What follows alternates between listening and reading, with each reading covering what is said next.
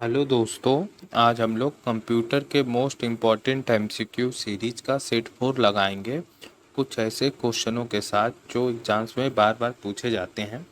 तो अगर आपने सेट 1 सेट 2 सेट 3 नहीं देखा है तो आप प्लेलिस्ट में जाकर उसे देख सकते हैं।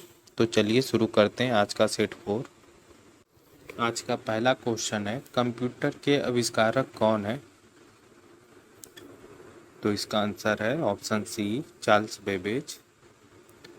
दूसरा है, सबसे पहला कंप्यूटर का नाम क्या था? तो इसका आंसर है एनिएक, ऑप्शन बी। आधुनिक कंप्यूटर की खोज सर्वप्रथम कब हुई? तो इसका आंसर है ऑप्शन सी, 1946 में। कंप्यूटर के क्षेत्र में महान क्रांति कब आई? तो इसका आंसर है 1960 में। कंप्यूटर का हिंदी में क्या नाम है? तो कंप्यूटर को हिंदी में संगणक कहते हैं, ऑप्शन बी।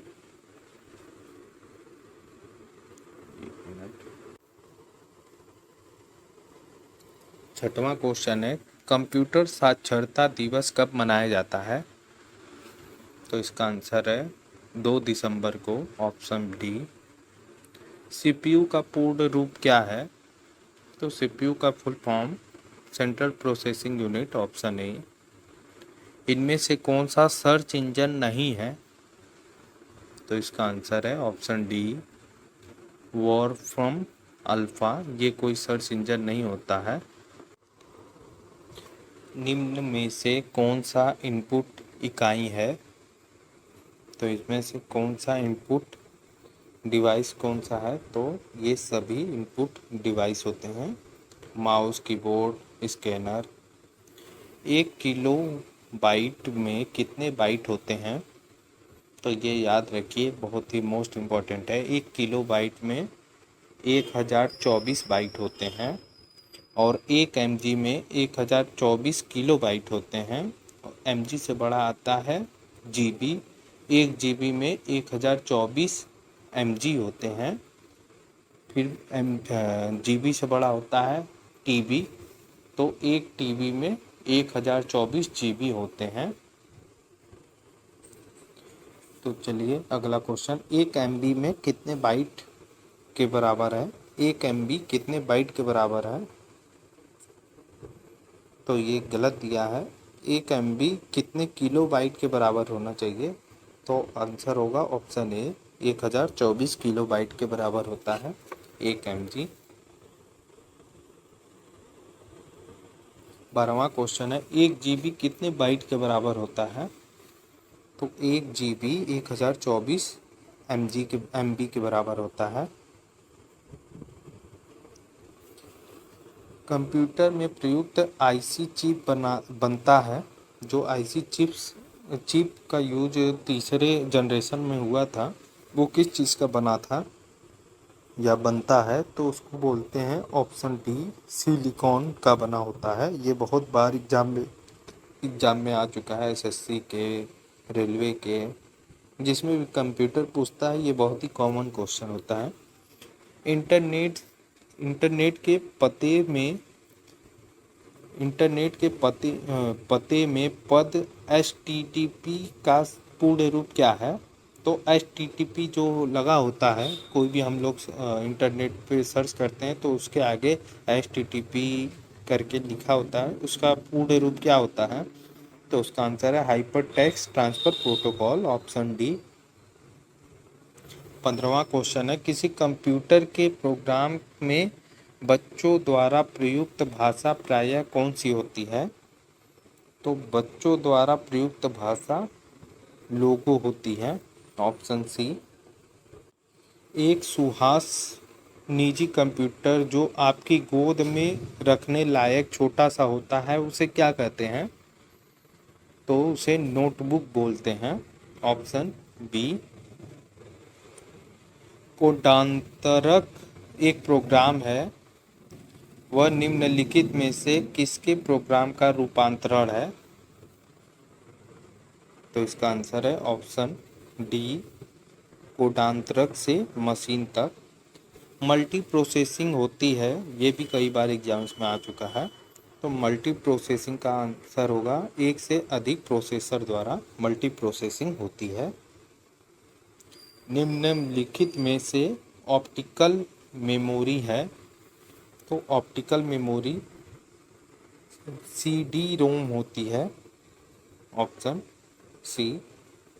CPU में कंट्रोल मेमोरी और तीसरा कौन सा यूनिट होता है? तो CPU में कंट्रोल मेमोरी और अर्थमेटिक लॉजिक यूनिट होता है। CPU में ALU में होता है, ALU में क्या होता है? तो इसका आंसर है रजिस्टर होता है ALU में। गणना और तुलना के लिए कंप्यूटर के किस भाग का उपयोग करते हैं? तो गणना और तुलना के लिए अर्थमेटिक लॉजिक यूनिट का प्रयोग करते हैं। ALU का पूर्ण रूप होता है अर्थमेटिक लॉजिक यूनिट।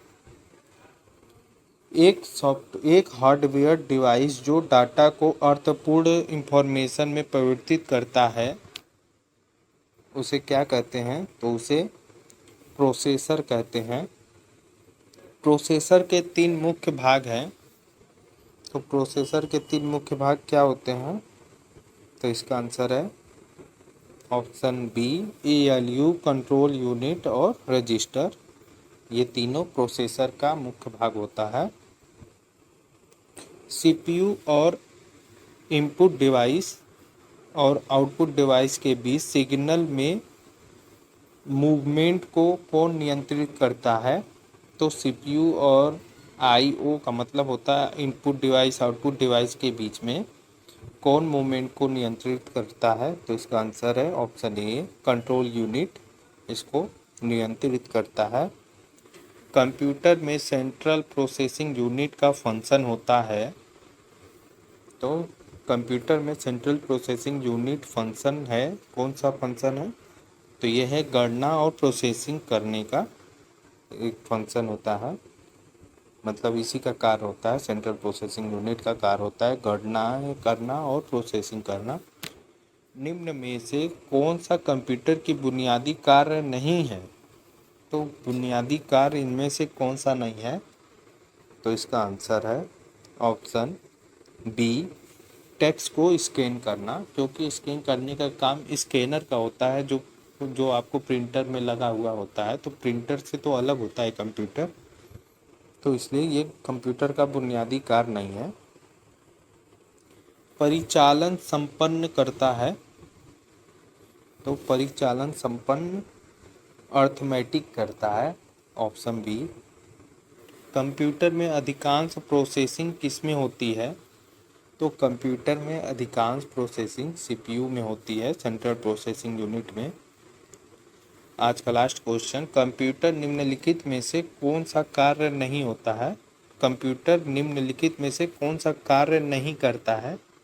तो अंडरस्टैंडिंग का कार्य नहीं करता है, क्योंकि ये कोई इंसान नहीं है। आप इसको जो डाटा देंगे ये वही डाटा सेव करेगा, ये कोई अपनी समझ का प्रयोग नहीं कर सकता। तो अगर आपको ये वीडियो अच्छा लगा हो तो मेरे चैनल को सब्सक्राइब करिए और इस वीडियो को लाइक करिए।